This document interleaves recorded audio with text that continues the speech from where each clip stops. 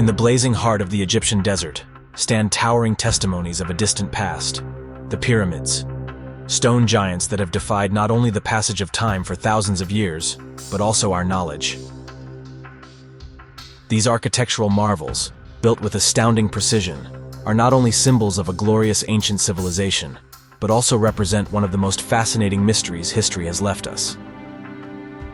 While the official version explains in detail their meaning and purpose, a closer examination of these extraordinary structures reveals numerous anomalies that challenge the official narrative. In this video, we will uncover and analyze all those mysteries that not only cast doubt on everything we thought we knew about this extraordinary people, but also open up new perspectives that revolutionize our understanding of the past. Now, before we embark on this extraordinary and mysterious journey, as always, we invite you to subscribe to the channel to support our work and to make sure you don't miss any of our new videos.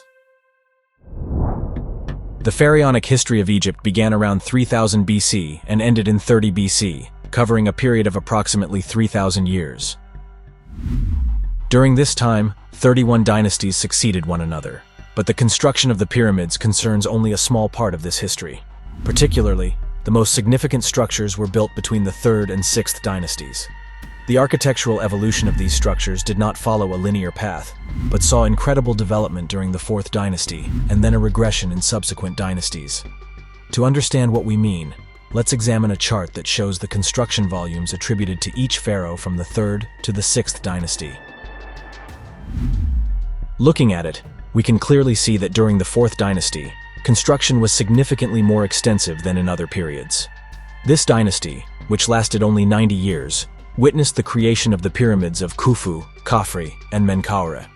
However, the volumes should not be misleading because it's not just a matter of quantity, but also of construction quality. If we look closely, we notice that the 4th dynasty not only built more than the others, but also produced works of superior quality. Observing the pyramids built during the various dynasties, it is evident that neither the dynasties before nor those after the 4th had the same construction capabilities. The qualitative superiority of the 4th dynasty is undeniable. The pyramids built during that time are still standing, whereas those from other periods are now in ruins. But how can this anomaly be explained? This marked difference could be attributed to catastrophic events such as wars, plagues, or earthquakes. But the problem is that we have no historical evidence of such events, and moreover, there does not seem to be a significant technological difference between the dynasties. However, if we exclude the 4th dynasty from our analysis, we notice a certain continuity in the others. So, at this point, it would be more accurate to ask, what happened during the 4th dynasty? And what caused the loss of such construction expertise in the subsequent dynasties? While it remains a mystery why this incredible construction capability developed during the 4th dynasty, another highly debated topic concerns the purpose of the pyramids. Why were they built? According to the official theory, the pyramids were the tombs of the pharaohs. But are we certain that this is the case? The first question we might ask is, how many bodies have been found inside the more than 100 pyramids that we know of? The answer is very simple: none. Not only have the bodies of the pharaohs not been found, but neither have the treasures with which they were typically buried. When we think of pharaohs' tombs, we cannot help but think of Tutankhamun and all the legends that have developed around this incredible discovery. In the tomb of Tutankhamun, numerous objects were found, including his chariot, canopies, and the sarcophagus itself. The problem is that Tutankhamun's tomb was not a pyramid, but was dug into the ground in the region known as the Valley of the Kings, hundreds of kilometers away from the main pyramids. Someone might object that the Great Pyramid dates back to the 4th dynasty, while Tutankhamun belongs to the 18th, so the funerary rites could have been modified over the ages, but this is also incorrect. In 1925 near Giza, the tomb of Hetepheres I, the mother of Khufu, the pharaoh to whom Egyptologists attribute the construction of the Great Pyramid, was discovered. Egyptologists explain that nothing has been found inside the pyramids because they have been subjected to numerous looting actions over the millennia, which have stripped them of all the treasures they contained. To verify the consistency of the Egyptologist hypothesis, let's travel back in time and rely on the words of Herodotus, the Greek historian considered the father of history, who lived in 484 BC. Herodotus provides a first important piece of information in his texts. At the time he arrived in Egypt, the Great Pyramid was still covered with white limestone slabs, and this white stone made it shine in the desert, making it visible from great distances. But Herodotus provides another important piece of information. According to what he learned, the tomb of Khufu would not be the Great Pyramid, but would be found on an island in the waters of the Nile. This king, Khufu, they say, had a channel dug from the Nile to the pyramid. The channel is long, wide, and deep, and was excavated to bring water around the site where the pyramid stands, which is thus surrounded by water, having the Nile encircle it.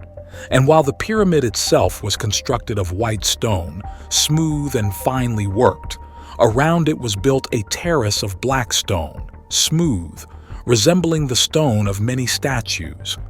Near the pyramid, on the northern side, there is an underground tomb excavated into the ground. It is said that Khufu's body lies within it, and that it is surrounded by water, brought there by a channel from the Nile. Since a stone can be rotated like a door, one can enter and exit from this tomb. In 25 BC, we have the testimony of Strabo, the Greek historian who provides us with the first description of the interior of the Great Pyramid.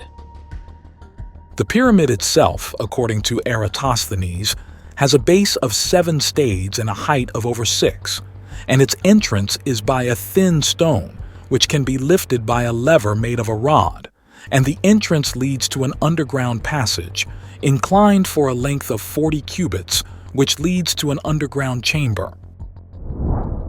Strabo describes a descending passage that leads to an underground chamber, but this chamber is empty, containing no treasure or evidence of the pharaoh within. Another interesting account is that of Caliph al-Ma'mun, who in 820 AD forced his way into the Great Pyramid.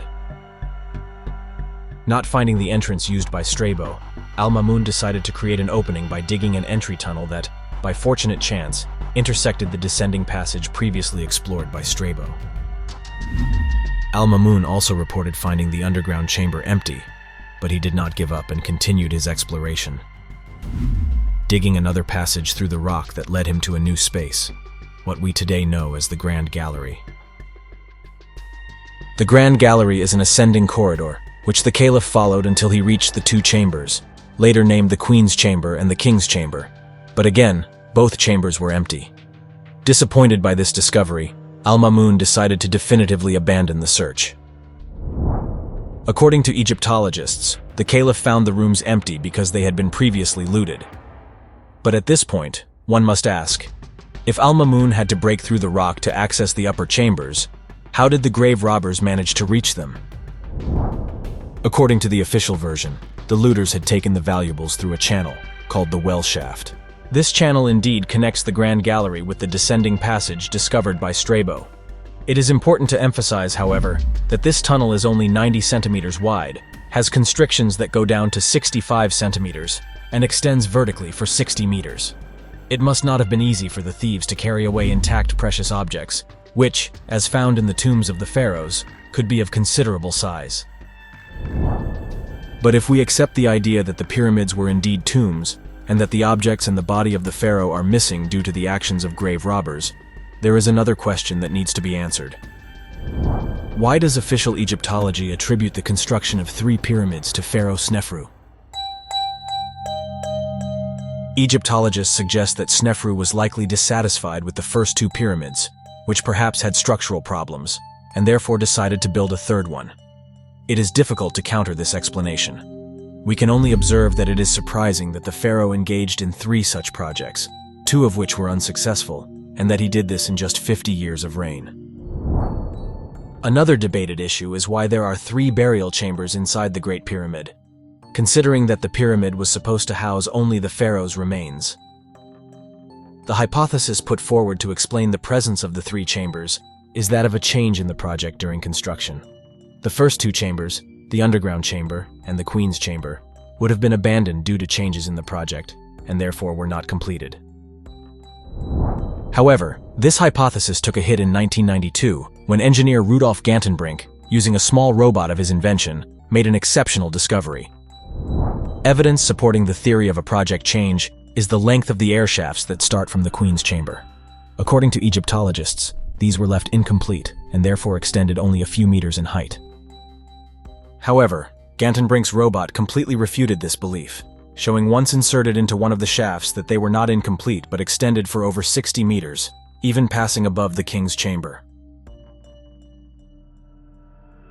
To understand why this discovery undermines the theory of a change in the project, we need to know that the construction of the pyramid proceeded from the bottom up, and that the chambers, and all the shafts, were not carved into the rock, but were the result of fitting together previously prepared stones. Therefore, if there had been a change in the project, it would have made no sense to continue building the shafts. It would have been just a huge waste of time and resources. Another highly controversial and fascinating point concerns the methods and time frame of the construction of the Great Pyramid. Over time, various hypotheses have been proposed, one of which involves the construction of a linear ramp that grows as the structure increases in height. While this hypothesis seems the simplest, when applied to reality it presents enormous problems. The Pyramid of Khufu today stands at 138 meters tall, but at the time of construction, its height was about 146 meters. Now, imagine how long this ramp had to be to maintain a gentle incline, allowing men to pull the large limestone and granite blocks. Moreover, it would have to be dismantled and rebuilt each time the structure grew taller. The construction of the ramp would have been more laborious than the pyramid itself. Other theories propose the construction of spiral ramps, either external or internal, which partially solves the problem of the difficulty of constructing a linear ramp, but leaves another point still not very clear: the construction time frame. Several independent researchers, whose links can be found in the video description, have dealt very accurately with this aspect. Let's start with a fact we know. The Great Pyramid is composed of 2,415,000 stones, and Egyptologists agree that its construction took approximately 20 years. Well, now let's pretend that this entire mass of stones is already present at the base of the pyramid, not taking into account the time needed for the extraction and transportation of these blocks to the construction site. To lay 2,415,000 stones in 20 years, it would be necessary to place one stone every 4 minutes and 21 seconds, considering a 24-hour workday. However, if we consider only daylight hours, and assume that the site worked for 12 hours a day, it would have been necessary to place a stone approximately every 2 minutes. Now let's assume that the pyramid was built using ramps, regardless of whether they were linear, spiral, or external. We know that a person can walk at an average speed of 4 kilometers per hour, but we must consider the incline of the ramp and the weight of the large blocks that the men had to transport. All of this inevitably reduces the average speed, but let's calculate generously and assume that under these conditions, the average speed is 2.5 kilometers per hour. Now consider a ramp of 200 meters with a slope of 6 degrees. Under the conditions just described, a person would take approximately 5 minutes and 30 seconds to traverse the ramp and reach a height of about 22 meters.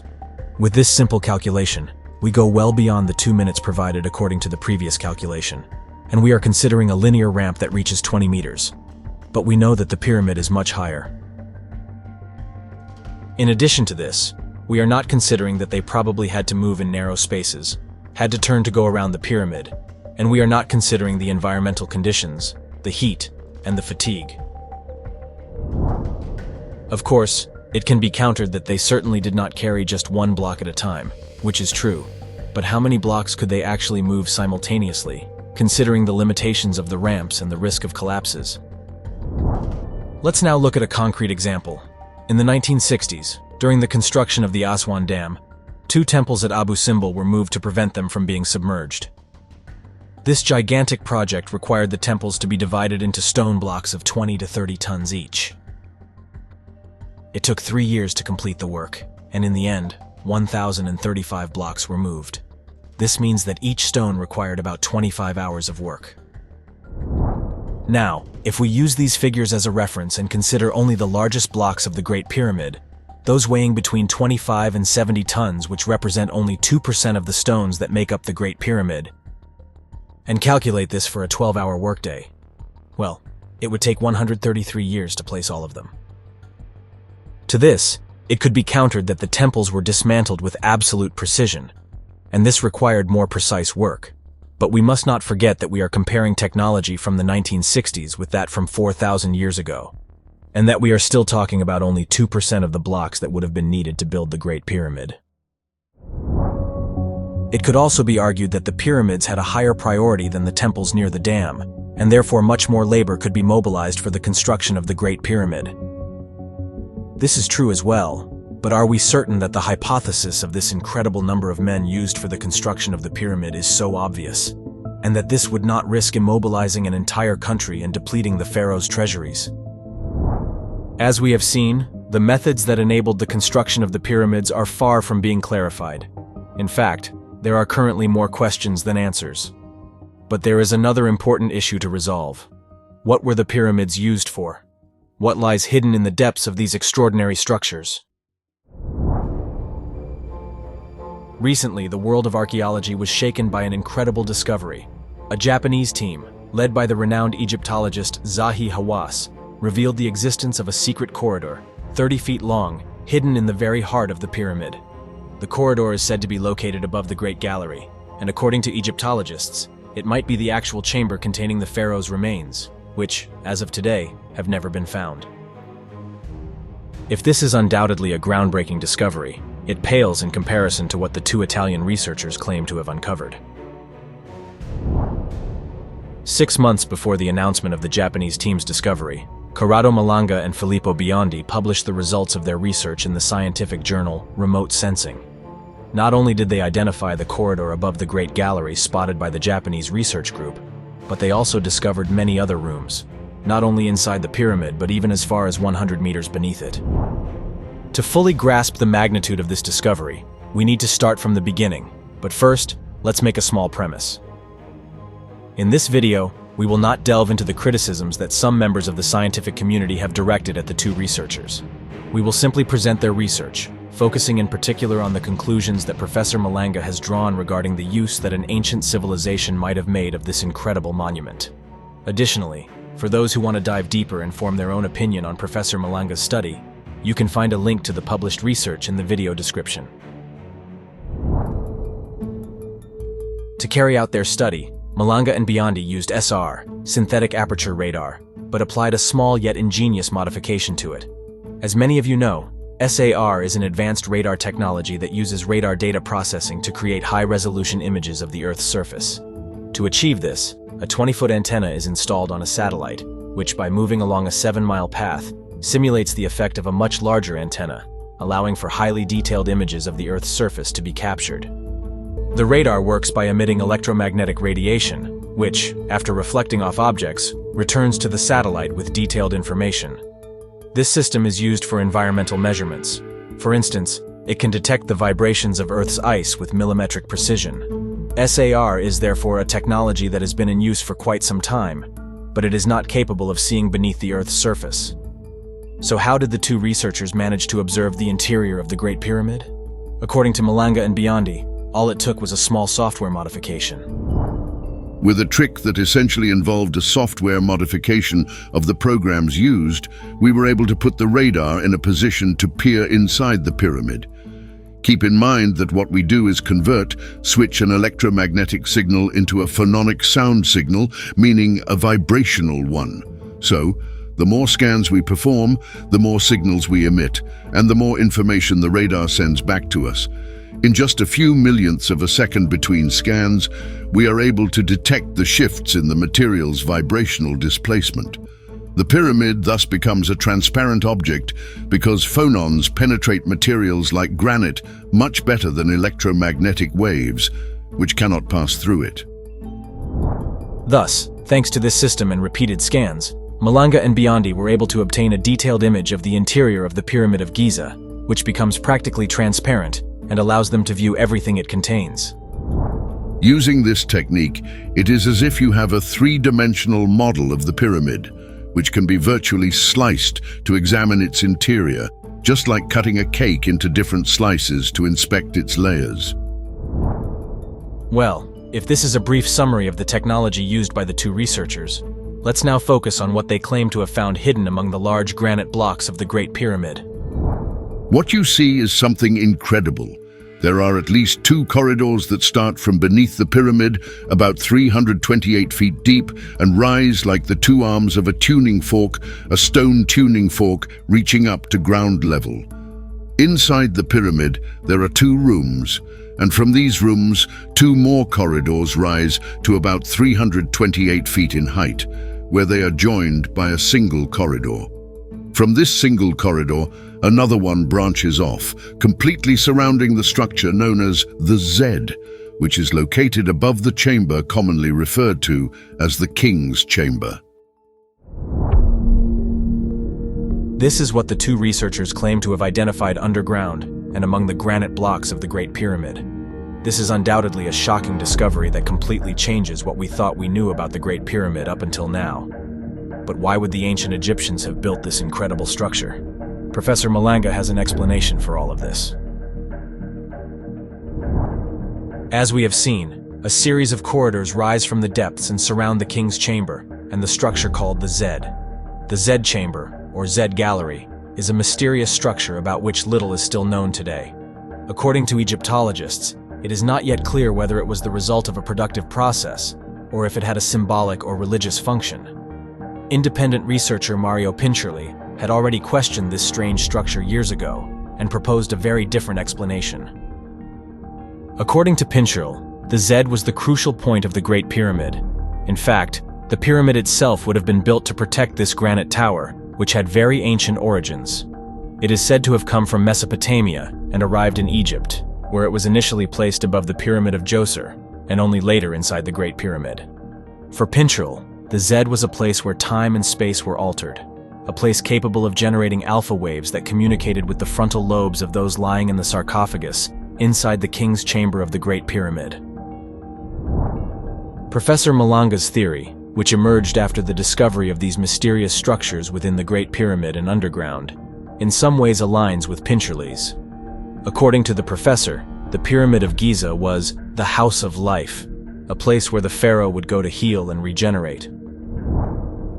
The Z structure, therefore, would actually be an acoustic device that, through a system of filters, would channel the sound waves generated by the wind toward the chamber below.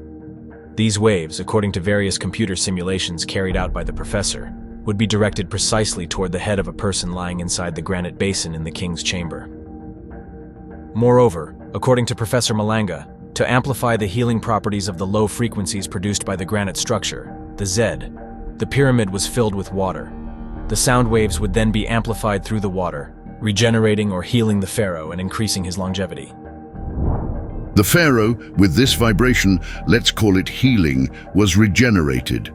If he was ill, he would be cured and become more long-lived. In fact, the real history, not the one told by Egyptologists, but the true history recorded on the Palermo stone or the Turin papyrus, shows that we have lost 27,000 years of Egyptian history when the first pharaohs lived for 9,000 years. Ptah, the first god pharaoh, lived for 9,000 years, and the second god pharaoh, Ra, lived and reigned for 1,000 years. Recently, two curious discoveries were made by two scientific groups. Let's take a look at them together. The first was made by an international team of researchers that involved engineers, architects, and archaeologists who studied the heating and cooling processes of the Great Pyramid using thermal scans. The researchers, after analyzing the data, discovered something very curious. They noticed that the collection of stone blocks constituting the front of the Great Pyramid displayed uniform behavior, while three particular stones showed higher temperatures. This thermal anomaly puzzled scientists for some time, and they concluded that this could be explained by the presence of internal currents or cavities beneath the surface of the Great Pyramid. Considering that cavities do not retain heat as rock or earth does, this opens the door to several possibilities, including the presence of structural elements below the surface layer that could lead to unknown spaces or locations. This discovery seems to validate what Malanga and Biondi claim, that beneath the Great Pyramid, there are two structures extending about 328 feet deep. Another curious discovery was made by physicists from ITMO University in St. Petersburg and the German physicist from Laser Zentrum in Hanover, whose results were later published in the Journal of Applied Physics. In this study, the researchers claim to have detected a very strange characteristic in the Great Pyramid. With some astonishment, the physicists noticed that the Great Pyramid of Giza is able to concentrate electromagnetic energy, specifically radio waves, in specific locations within the pyramid, particularly in the King's Chamber, the Queen's Chamber, and the unfinished chamber at the base. This discovery led the scientists to design nanoparticles inspired by the structure of the Great Pyramid, which could reproduce a similar effect in the field of optics, an effect that could be used today to create more efficient solar cells. Could these unique characteristics found in the Egyptian pyramids be evidence of an ancient and advanced civilization that lived in a remote era? After all, traces of an ancient and mysterious civilization can be found in various places around the world. Just think of Cuzco, with its incredible pyramids and enigmatic megalithic walls, Pumapunku, or the extraordinary discovery of Göbekli Tepe. If these are just a couple of examples of places rich in charm and mystery, in support of those who believe that an ancient civilization existed in a very distant past, there is vast literature. The story of an ancient catastrophe that destroyed the ancient world is present in almost all cultures of the world. The story of ancient sages, bearers of knowledge, who travel the world to spread their knowledge to those peoples who survived a global catastrophe. We find it in the texts of various cultures from around the world.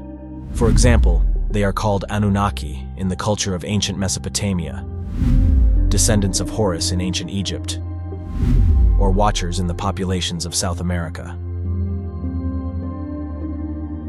And that something extraordinary really happened in the relatively recent history of our planet is also confirmed by official science. Ice core drilling in Antarctica has indeed confirmed that about 13,000 years ago, there was a sudden increase in dust, metals, and other debris in the atmosphere of our planet.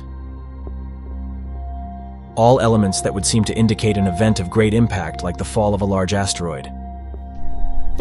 This tremendous impact would have determined, in addition to a destructive event on a global scale, a radical climate change with a sudden cooling that would have caused the mass extinction of numerous species of animals and plants. This period, called the Younger Dryas, would have lasted about 1,000 years.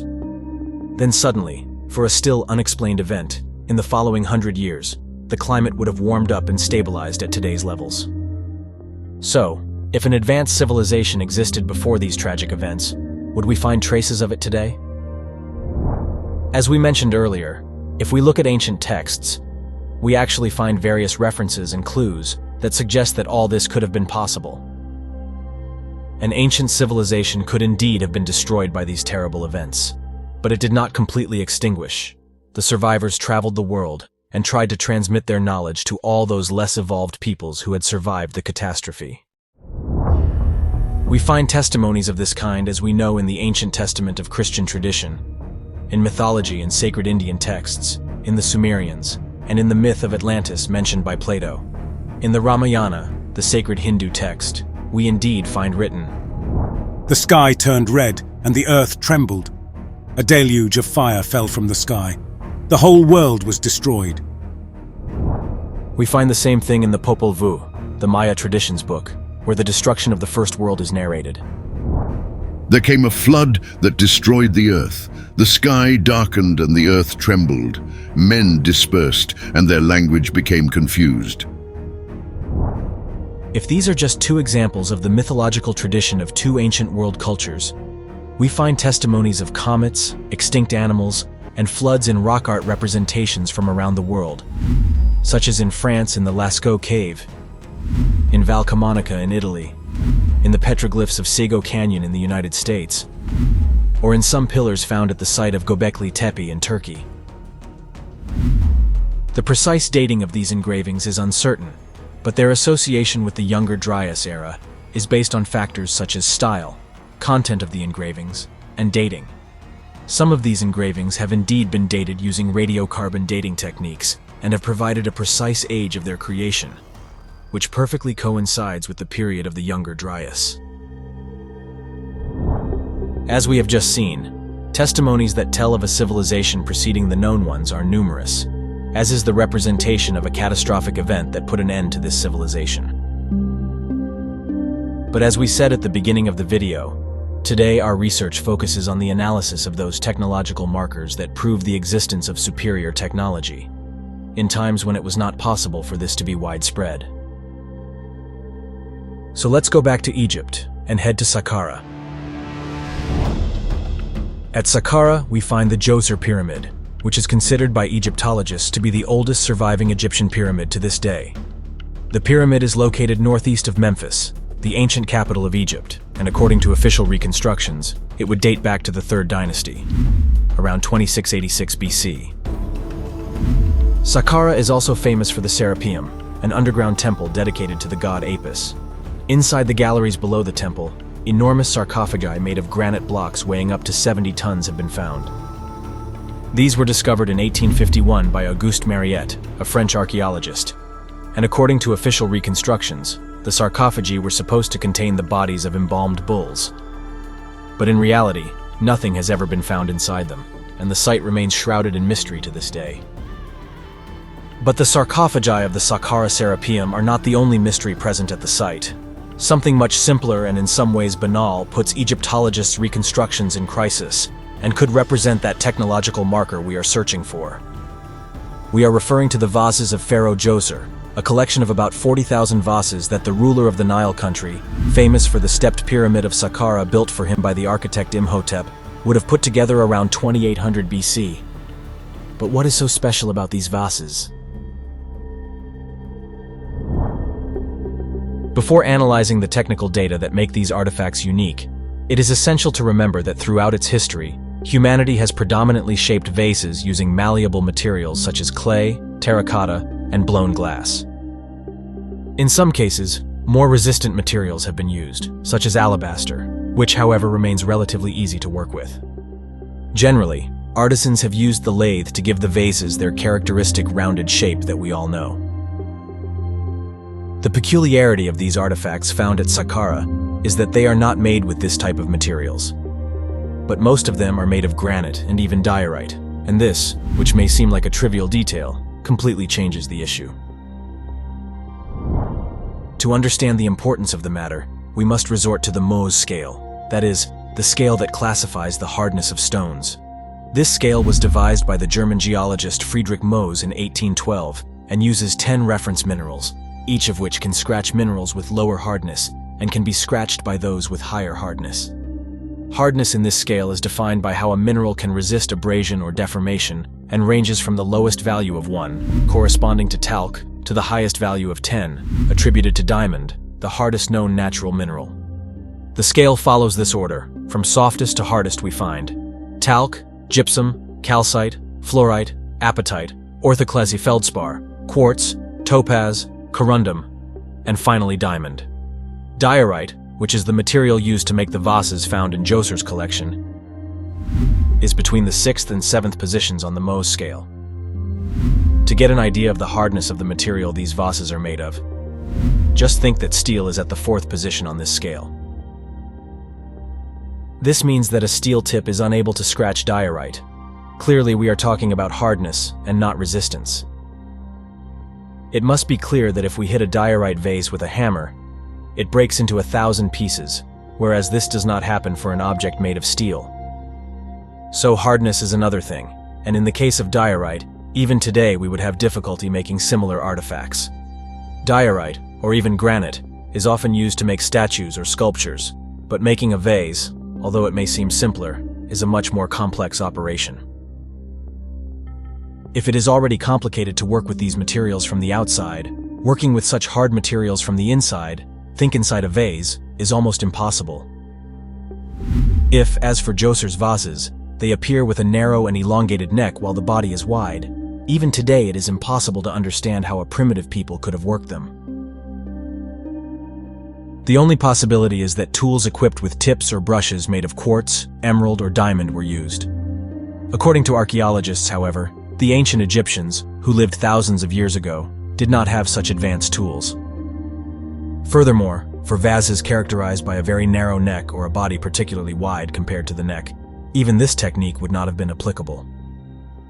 Supposing, hypothetically, that the skilled Egyptian craftsmen had dedicated themselves with extraordinary dedication to the use of quartz powder to shape the vases, the enigma remains of how they could carve the inside of the vases themselves. It becomes evident that due to intrinsic technical limitations, the empty space inside the vase could not have exceeded the diameter of the vase neck. But this is not the only problem encountered.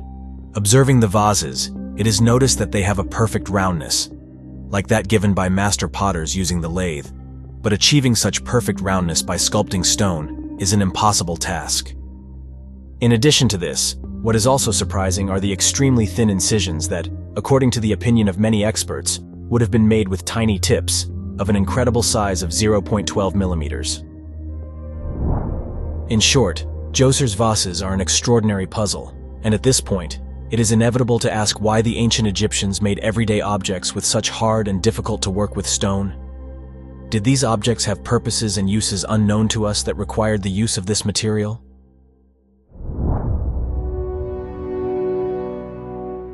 Another peculiar aspect is that the oldest vases, those attributed to the most remote dynasties, are made of diorite, while those from more recent dynasties are made of softer materials, as if the technique or purpose for which the oldest vases were made had been lost. But this is not a new aspect in ancient Egyptian culture. We also find it in the pyramids, where we observe that those possessing more complex craftsmanship are attributed to the oldest dynasties. Just think of the Great Pyramid of Giza, while those attributed to more recent dynasties appear much less elaborate. And many of them today remain nothing but piles of stones. And if we were to admit that the pyramids are not, as Egyptologists claim, the tombs in which the pharaohs were buried, but that they had functions unknown to us, it is plausible that Djoser's vases are not simple containers, but that their incredible peculiarities had specific motivations of which we are unaware. And this would explain another unclear fact: the place where these extraordinary artifacts were found. The Pyramid of Djoser stands out from the others for its unique stepped shape. A true anomaly compared to the regular pyramids we are accustomed to. But the aspect that makes it even more enigmatic, and that many are not aware of, is the complex underground complex hidden beneath it. A network of galleries extends for about 6 kilometers, branching out from a central chamber located 28 meters deep and with a diameter of about 7 meters. Egyptologists believe that these underground chambers and rooms were used for the burial of Pharaoh Djoser. But needless to say, the pharaoh's body has never been found inside them, nor artifacts that could unequivocally suggest that this structure had a funerary purpose. Something else entirely was found in its depths, precisely in 1920, when the exploration of the deepest shafts, about 50 meters underground, led to the discovery of an unexpected treasure: the 40,000 stone vases of various shapes and sizes we have been talking about until now. These artifacts have remained perfectly preserved for thousands of years, but why hide them in the depths below the pyramid? What were these vases really used for? A possible clue can be found in the numerous stories of mysterious deaths, relentless misfortunes, and inexplicable events that struck anyone who dared to disturb the eternal rest of the pharaohs. The most famous case is undoubtedly that of Tutankhamun, whose curse has become legendary worldwide, shrouding ancient Egypt in mystery and fueling unsettling theories. In 1922, after years of searching, British archaeologist Howard Carter discovered the tomb of Tutankhamun, the pharaoh who lived during the 18th dynasty and died at the age of just 19. Tutankhamun's reign was very brief. His life was cut short at a young age by a mysterious illness. But he became one of the most well-known pharaohs of ancient Egypt thanks to the discovery of his tomb, which had remained intact for millennia, and a terrible legend that prophesied that all those who violated the pharaoh's remains would be struck by a dreadful curse that would lead them to death in a short time. And this indeed occurred a few weeks after the discovery, when Lord Carnarvon, the financier of Carter's expedition, died from an unspecified illness that manifested with symptoms of blood poisoning and pneumonia. But this was only the first of a series of mysterious deaths that would affect researchers, tomb robbers, and simple workers who had worked on the archaeological site. Is there, therefore, a connection between these enigmatic deaths and the curse that the ancient Egyptians prophesied for anyone who violated these sacred places?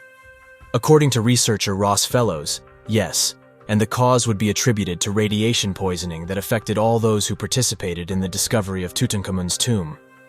But not only this, many men and women would have paid with their lives for their thirst for knowledge. For example, Carter himself, years after the discovery of Tutankhamun's tomb, would die from a very aggressive lymphoma. Clearly, Fellows' theory is undoubtedly extraordinary, but as we will see later, it is not just the result of mere suggestion, but is supported by concrete facts and data, which we are sure will capture your attention and leave you intrigued. Those who break into this tomb will meet death from a disease that no doctor can diagnose. A study conducted between 1999 and 2005 showed that the incidence of hematopoietic cancers, those primarily caused by radiation exposure, is higher in Egypt compared to any other country with similar environmental conditions. This incidence has been vaguely attributed to modern lifestyle factors, such as diet and industrial pollutants. However, this view has been firmly refuted by evidence from ancient Egypt. Numerous forensic studies confirm an unexpectedly high incidence of hematopoietic cancers, even in ancient Egypt. Analysis of skeletons from various locations and periods has revealed instances of multiple osteolytic lesions from myeloma, degenerative joint diseases, cranial porosity, and nasopharyngeal carcinoma at much higher rates compared to modern populations. According to several researchers, this firmly disproves the notion that such cancers can only be considered modern diseases. An additional study examined the causes of death of around 500 Egyptologists who worked on archaeological sites between the 1800s and the 2000s. Analysis of this data reveals numerous premature and sudden deaths, including several notable victims. In addition to the previously mentioned Carter and Carnarvon, we find Jean-François Champollion, famous for his translation of hieroglyphs, who spent many years studying texts inside the Saqqara pyramids until he died in 1932 at the age of 41 from exhaustion and apoplexy, along with 5 of his colleagues. Auguste Mariette, a pioneer of the Saqqara excavations, suffered from various illnesses and near blindness before collapsing from a violent hemorrhage and dying at 59. The eminent British Egyptologist Walter Bryan Emery spent many years excavating for artifacts until he collapsed inside a tomb at Saqqara and died within hours. American archaeologist George Reisner spent years excavating the mastabas of Giza until, at the age of 75, he collapsed inside the Great Pyramid and died of suspected poisoning. Among the suspicious deaths, we also find one of the most well-known historical figures, Napoleon Bonaparte. It might be merely a suggestion or historical curiosity, but Napoleon Bonaparte did indeed lead a military and scientific expedition to Egypt, during which he explored the ancient ruins and, according to some accounts, even stayed overnight inside the Great Pyramid of Giza. Napoleon died at the age of 51 after suffering for months from illness, nausea, vomiting, abdominal pain, and blood clots, which the post-mortem autopsy attributed to stomach cancer. Again, Napoleon's case might just be a suggestion, but the data from this study highlights that of the 505 cases analyzed of researchers who actively worked in some sites of ancient Egypt, 119 died from sudden and not fully explained illnesses. Furthermore, the exact cause of death, especially in older cases, was often not reported or was linked to vague symptoms rather than precise forensic examination. Additionally, certain types of tumors were not known in ancient times. For example, leukemia was defined only in the mid-1800s, and lymphoma only at the end of the 1800s. So, what do these data show? Did the researchers who contributed to discoveries in ancient Egypt fall victim to some undefined radiation poisoning? Or are these just simple coincidences? To better understand the issue raised by Fellows, we must take a step back and analyze some specific characteristics of ancient Egyptian civilization. In ancient Egypt, death was not merely an end, but a transition to another existence, a divine realm where the pharaoh, like Osiris, the solar god, joined the gods. The mastaba, the monumental tomb in the shape of a truncated pyramid, was the sacred place where this miraculous event occurred. According to legend, Osiris, after being killed by his brother Seth, was resurrected through the intervention of his wife Isis and his son Horus. His body was prepared with magical rites and placed inside a stone sarcophagus. Transformed into incandescent light, Osiris ascended to the sky, reuniting with the father god Ra. This is a religious and humanized interpretation of an ancient rite that essentially reinterprets something that perhaps the ancient Egyptians did not fully understand. The body of Osiris, during the preparation for the rite, was nourished with supposed cakes and beer, and then placed inside a stone chamber where it magically transformed into incandescent light and ascended to the sky to join the father god. The ancient Egyptians of the Old Kingdom believed that this process was literally and physically real, accomplished through alchemy or magic, and could not be understood by the common man. After the disruption of the First Intermediate Period, common Egyptians inherited the funerary literature of the Old Kingdom, which was said to contain great secrets. Ancient texts warned against revealing these mysteries. Do not show it to anyone else. It is a true mystery that no man knows anywhere. The Book of the Dead also distinguished between the kings of the Old Kingdom and ordinary humanity, which was characterized as common people. The means that allowed for this transformation and ascent to the sky was the invisible efflux contained in magical offerings. Osiris, for example, declares in the coffin texts, I have power through offerings. I proceed through the efflux, through magic. Take the efflux so you will not be inert. Proceed from the blazing fire. I have consumed the magic of the spirits of magical food. The souls are in me. The shadows are in me. I am transformed into powerful spirits. I shine in the sun from the efflux. I am the Ancient One. My soul possesses power in its primordial form. In Egyptian funerary texts, these offerings were called chefao, a magical food that played a crucial role in the resurrection process of the pharaoh. Described as cakes and beer or bread and milk, this food was not just a ritual offering, but a key element for the transformation of the sovereign's body. Among the magical foods, saffron cakes held particular importance. Symbolizing the eye of Horus, the sky god, these cakes were offered to Osiris to nourish his soul and prepare it for its journey to eternity. In the coffin texts, a series of spells detail the preparation and consumption of this magical food. The efflux, an energetic substance derived from the food, was associated with the movement of the sun and was administered in specific portions. But what was this magical food that had the potential to transcend the soul of the pharaoh up to the heavens? Surprisingly, some researchers have found a curious analogy between the description of chefao in the Egyptian texts and modern nuclear technology processes. Yellow cake, the raw uranium-235 ore, the primary nuclear fuel, actually shares characteristics with the magical food described in ancient texts. Raw yellow cake, however, is not sufficient to cause a nuclear reaction and must be enriched to a higher concentration. This process transforms the substance into a milky liquid. This milky appearance seems to be cryptically described in the coffin texts, where the processing appears to evoke the purification of the magical food and its preparation for consumption by Osiris. Osiris received the milky fluid from the breast of Isis. He received the efflux from the cold drink, the efflux of decomposition. The cold drink is yours, the efflux is yours, the powers are in it. The pharaoh's body, nourished with these specific elements, would then trigger a reaction that would produce a violent light and extreme heat. Physical evidence found inside the Great Pyramid surprisingly seems to support this incredible theory.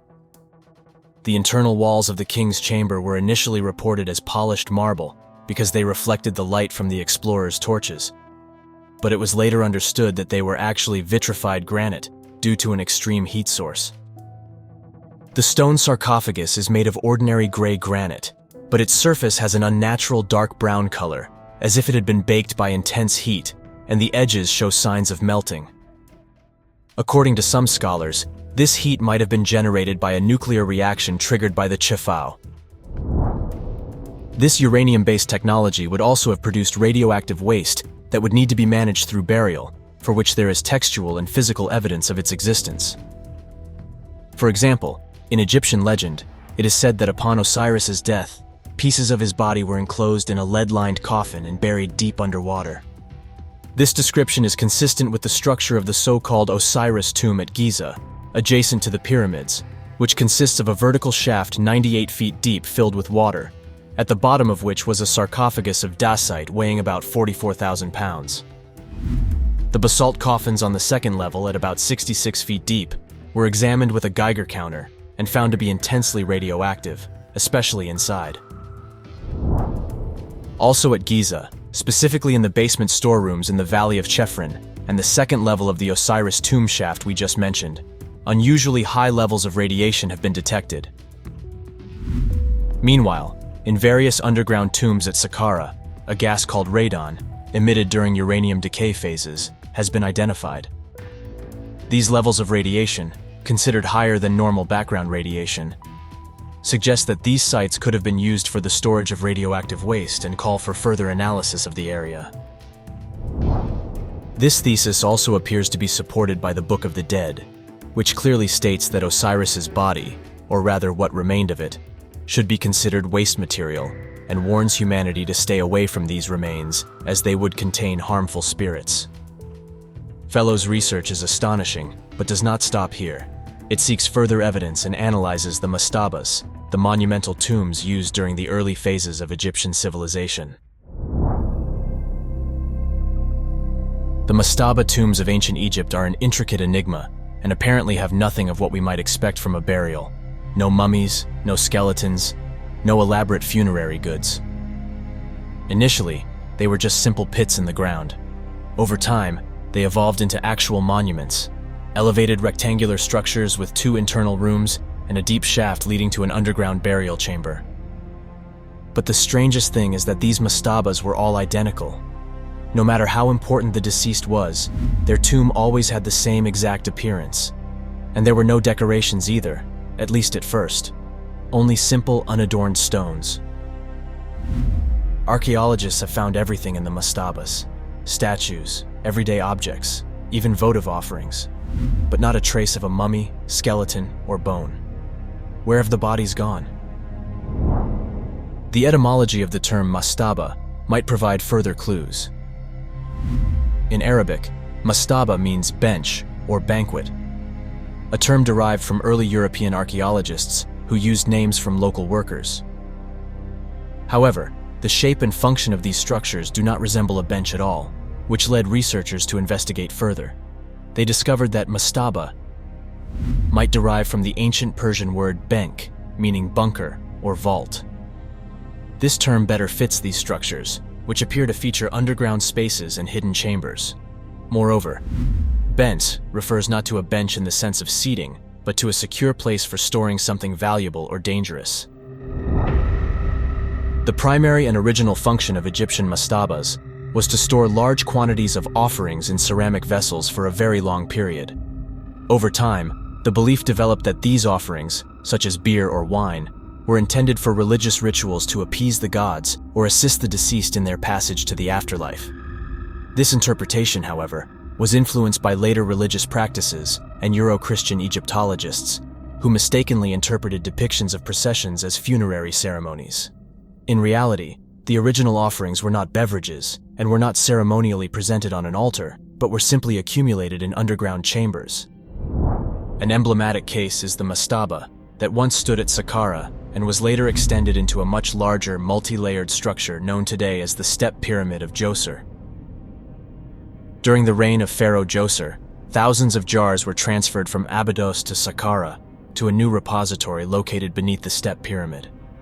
This relocation was not a ceremonial act, but rather a large-scale operation termed refurbishment. In simple terms, it was as if the site at Abydos, where these mysterious jars were once kept, had deteriorated over the centuries and needed to be replaced. This led to the relocation of around 40,000 jars, which were placed in deep tunnels carved beneath the Step Pyramid of Djoser. This operation is described in the Famine Stele, which recounts how Pharaoh Djoser saved the country from a terrible famine worsened by a plague that was bringing the people to death. But what caused this plague? Is there a correlation with the Abydos site where the mysterious jars were kept? However, the study we are analyzing might provide a more realistic answer. The jars did not contain food, but were much more likely to have contained some kind of sludge or mortar. This sludge might have been radioactive waste caused by the use of uranium during the ascent rituals to the heavens. Was the presence of this radioactive sludge that escaped from the Abydos site responsible for the mysterious epidemic during the reign of Pharaoh Djoser? And was this the real reason why these jars were made from a hard, difficult-to-work material like diorite? To answer these questions, Fellows' research suggests revisiting the interpretation of some ancient symbols found on the labels of the Abydos jars. But before exploring this symbolism, it is necessary to make a preliminary note. Modern physics distinguishes between two types of radiation: alpha and beta particles, and electromagnetic waves like gamma rays. Alpha particles are relatively large, slow, and not very penetrating. Beta particles are very small, highly active, and moderately penetrating. Gamma rays, on the other hand, travel only in straight lines, are highly penetrating, and very harmful to bone marrow, with exposure leading to hematopoietic cancers. The ancient Egyptian system featured two types of souls or spirits that emerged from the remains of Osiris's dead body: the Ba and the Ka. The Ba was initially represented as the abstract symbol of a bird. The labels on the Abydos jars distinguish two types of birds, which curiously resemble the modern designation of alpha and beta particle radiation. Following this logic, we can say that alpha radiation was represented as a large, slow goose. Beta radiation was represented as a small, agile bird, often illustrated fleeing up the vertical shaft of the mastaba. The Ka, which we might associate with gamma rays and was considered much more powerful and dangerous, was initially represented as the head of a serpent and later as upright human arms and hands. As we know, radioactive waste is very dangerous because it lasts for long periods, such as technetium with a decay time of 211,000 years, or cesium with 2.3 million years. It is again curious to note that the drawings on the Egyptian mastabas depict large numbers of specific birds: 111,200 doves, 11,110 generic birds, 120,000 ducks or geese.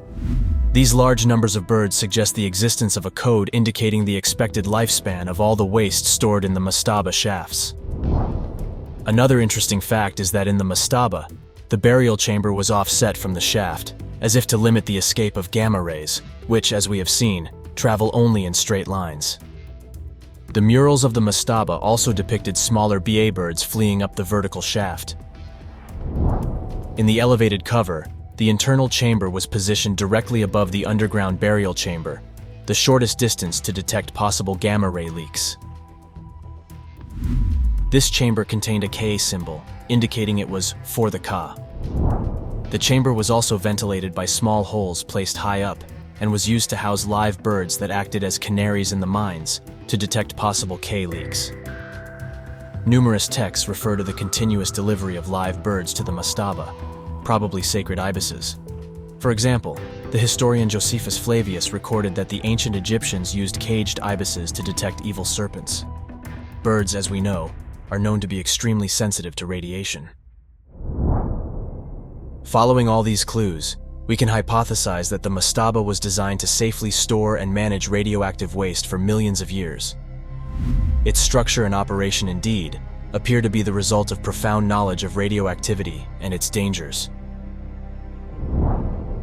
The deep burial chamber was carved about 98 feet into the rock to create a physical barrier against radiation leakage, particularly gamma rays. Radioactive waste was contained in very hard and dense stone jars, similar to sarcophagi, most likely to prevent the escape of penetrating radiation.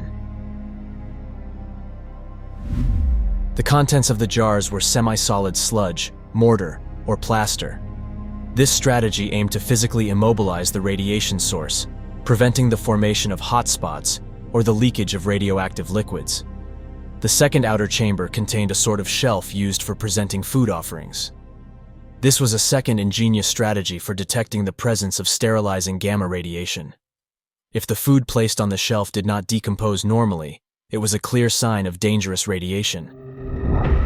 The tombs of the First and Second Dynasties at Abydos appear simpler, often consisting of shallow pits with little or no covering.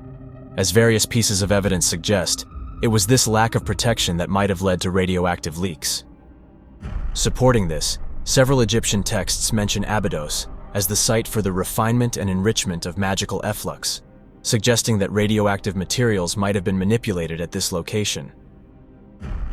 Manetho's History of Egypt describes a severe plague during the reign of Jet, which might have been caused by exposure to radiation. At Abydos, hundreds of secondary tombs containing young individuals aged 20, 25 years, apparently in good health, have been found, who might have died from radiation poisoning. Finally, studies of skeletons from the Old Kingdom have shown a significant incidence of degenerative joint disorders and cranial porosity, conditions that can be caused by radiation exposure as well as by famine or plague. But if these clues point to the use of radioactive materials in ancient Egypt, then how much can we really trust the official dating of this civilization? The technology required to handle such dangerous materials could suggest a level of scientific advancement that doesn't align with traditional timelines.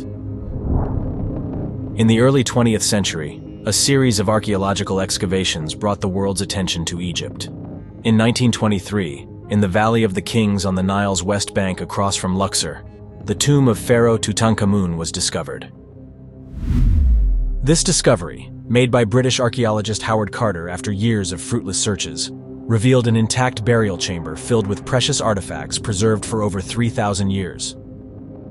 This find captivated the world and sparked renewed interest in ancient Egypt, leading to a new wave of archaeological explorations. A few years later, archaeologist Salim Hassan announced an incredible discovery. During excavations on the Giza plateau, he identified a network of mysterious underground tunnels.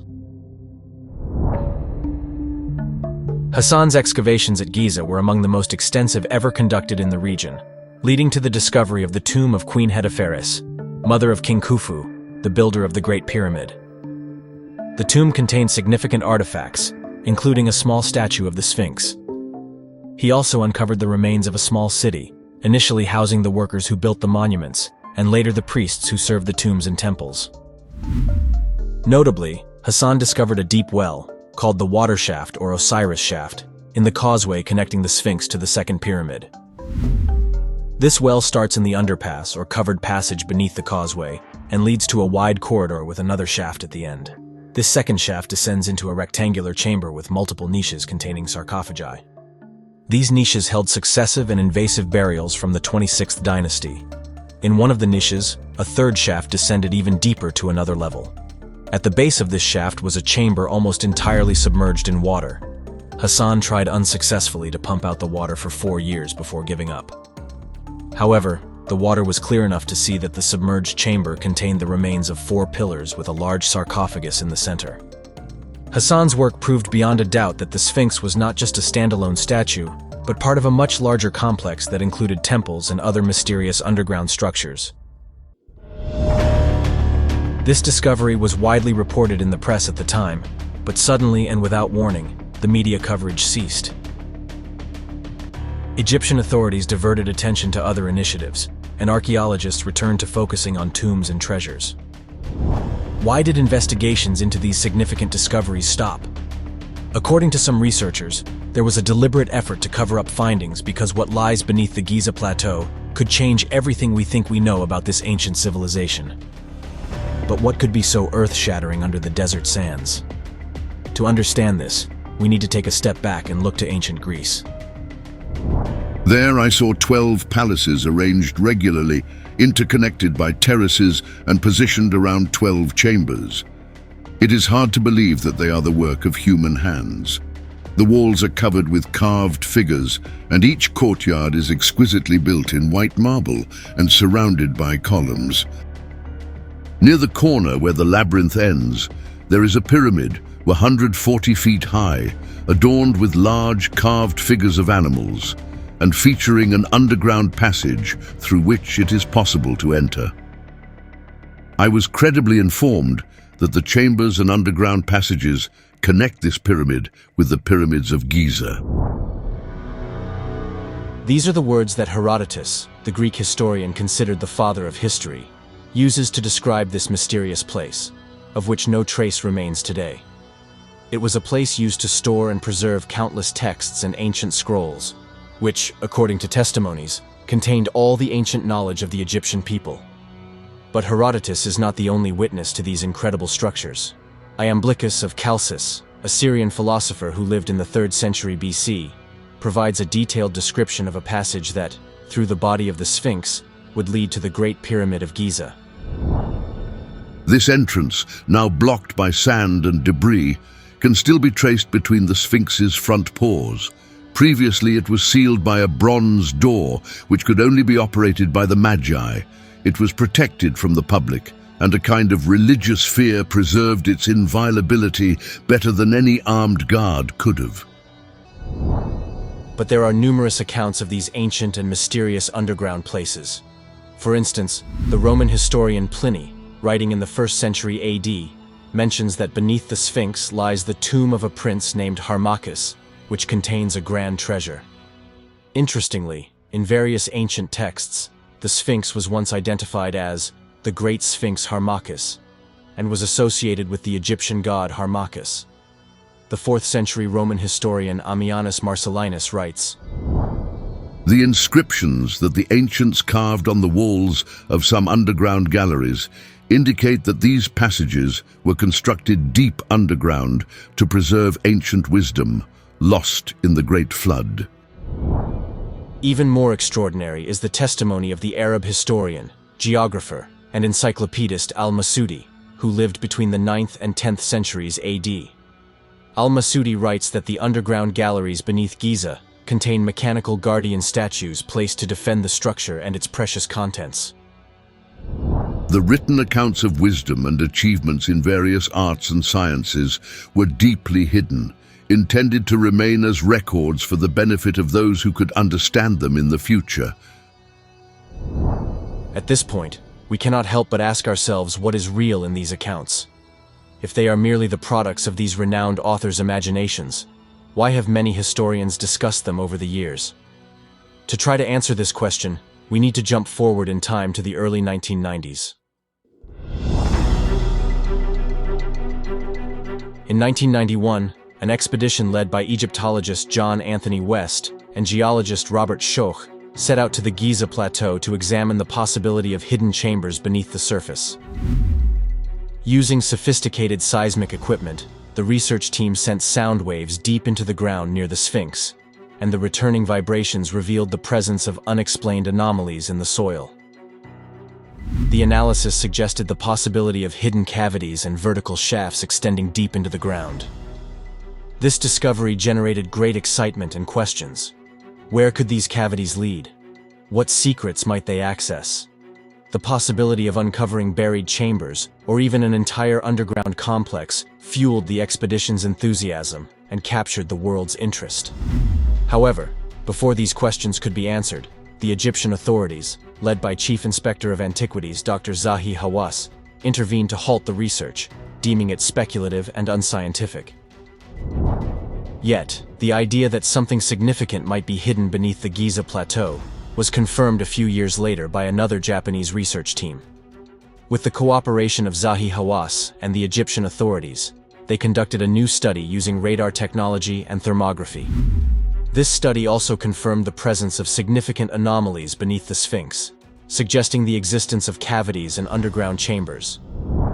But once again, the research was suspended and did not yield concrete results. This reluctance by the Egyptian authorities to undertake thorough studies to determine the nature of these anomalies, along with Zahi Hawass's contradictory stance, sometimes confirming the possibility of underground chambers, sometimes denying it, has caused frustration and suspicion among independent researchers regarding the true intentions of investigating the matter further. After all, the hypothesis that the Sphinx might contain passages leading deep into the Giza plateau is not unfounded. As we have seen, there are many historical testimonies confirming their existence. In 1798, the French archaeologist and artist Vivant Denon drew an image of the Sphinx showing a man emerging from a hole on top of the statue's head. In the 1920s, an aerial photograph taken from a balloon clearly showed a hole on the top of the Sphinx's head. In addition to historical testimonies, there is concrete evidence supporting the hypothesis that the Sphinx may contain one or more passages leading underground. However, the Egyptian authorities currently continue to deny this possibility. Historical accounts claim that beneath the Giza plateau, there is a true underground city accessible from within the Sphinx. Stairs carved into the rock would lead to an enormous system of tunnels, caves, and chambers located beneath the archaeological site. This vast and complex underground system would extend eastward toward Cairo, and numerous excavations conducted throughout the 20th century have highlighted the real possibility of its existence. As we have seen previously, as early as the early 1900s, Hassan identified a series of wells and underground chambers located between the Sphinx and the pyramids. These structures are not unique to the Giza plateau. The study of the vast archaeological site of Hawara, for example, which includes a pyramid and numerous surrounding structures, also indicated the presence of underground chambers and tunnels, suggesting a complex subterranean network. However, this network remains unexplored to this day. While the existence of a system of chambers and tunnels beneath the Giza plateau, and particularly the Sphinx, seems supported by historical accounts and recent studies, it continues to be doubted and, according to some researchers, even obstructed by Egyptian authorities. The mysteries surrounding the Sphinx are not limited to this. Another open question is the origin of this extraordinary monument. Research conducted by West in the 1990s revealed not only a series of underground chambers and tunnels, but also something surprising about the age of the Sphinx. Until then, the age of the Sphinx was estimated to be around 4,500 years old, dating back to the dynasty of Khufu around 2500 BC. However, geological investigations conducted by West, in collaboration with geologist Robert Schoch, suggested that the Sphinx might have been carved much earlier, possibly more than 10,000 years ago, when the Sahara was still subject to heavy rains. This period corresponds to the end of the last ice age. The clues that led West and Schoch to redate the construction of the Sphinx are multiple. Schoch's geological expertise highlighted how the erosion of the Sphinx's rock differs from what would be expected in a desert environment. The erosion appears deep and irregular, more consistent with the effects of heavy rains or flooding. Additionally, the erosion observed on the Sphinx is significantly different from that on the surrounding pyramids. While the pyramids show erosion typical of wind and sand, the Sphinx exhibits wear marks incompatible with wind and sand, but consistent with water. This strongly indicates that the Sphinx might have been constructed in a different era from the pyramids. To summarize, according to official archaeology, the Sphinx was erected around 2500 BC, roughly 5,000 years ago. We know that Egypt's climate has been dry and then arid for at least 9,000 years. The Sphinx shows signs of water erosion up to almost half a meter deep. What does this imply? For the Sphinx to have these signs of erosion, it must have been built much earlier. According to some estimates, it would take 10,000 to 50,000 years for water to cause this type of erosion. Additionally, we must consider another piece of evidence. The quarries from which the Egyptian dynasties extracted large limestone blocks do not show signs of water erosion, as expected, given that the Giza plateau has had a desert climate for at least 5,000 years. So, what mysterious atmospheric phenomenon caused erosion on the Sphinx but spared the quarries? Clearly, something about this story does not add up. Another clue suggesting the Sphinx might be much older is its alignment. In 1828, during a trip to Egypt, the German astronomer and mathematician Johann Friedrich Gauss was among the first to notice that the positions of the pyramids on the Giza plateau seemed to replicate the stars in the belt of the Orion constellation. This initial observation was developed over the years, and several independent researchers refined Gauss' intuition, describing the Giza plateau as a true representation of the celestial order on Earth. The Great Pyramid of Khufu would represent the star Al-Nitak, the easternmost of the three main stars in Orion's belt, symbolizing the pharaoh as king on earth. The Pyramid of Khafra would represent the star Al-Nilam, the central star in the belt, symbolizing the pharaoh as the representative of the sun god Ra. The Pyramid of Menkaure would symbolize the star Mintaka, the westernmost of the three belt stars, representing the pharaoh as the god of the underworld, Osiris. The Sphinx, facing east, is aligned with the star Sirius, the brightest star in the night sky. Sirius was associated with the goddess Isis, wife and sister of Osiris. Additionally, the body of the Sphinx is that of a lion, a sacred animal in ancient Egypt, representing strength and power. The Sphinx's position at the entrance of the Giza plateau symbolizes the pharaoh's role as the guardian of the underworld. Finally, the Nile River, flowing from south to north, runs parallel to Orion's belt. In the alignment theory, the Nile represents the celestial river, the Milky Way, which crosses the night sky. Today, due to precession, Orion's belt is slightly shifted eastward from the original alignment. However, around 10,500 years ago, when, according to the Orion alignment theory, the Giza complex was designed, the precession would have positioned Orion's belt perfectly aligned with the pyramids and the Nile River. Clearly, if we accept this, we would have to backdate the entire complex by many years. The hypothesis that the Sphinx is much older than its current temporal placement seems to be confirmed by an ancient Egyptian tablet found in 1850, known as the Inventory Stela. This tablet states that the Sphinx was not built by Khufu, but was simply restored by the pharaoh. His Majesty ordered the restoration of the statue, which is in front of the Temple of Kem at Giza, after it had been neglected for a long time. Thus, the Sphinx was already an ancient monument needing restoration 5,000 years ago. Given these incredible anomalies, we cannot help but ask, who actually built the Sphinx?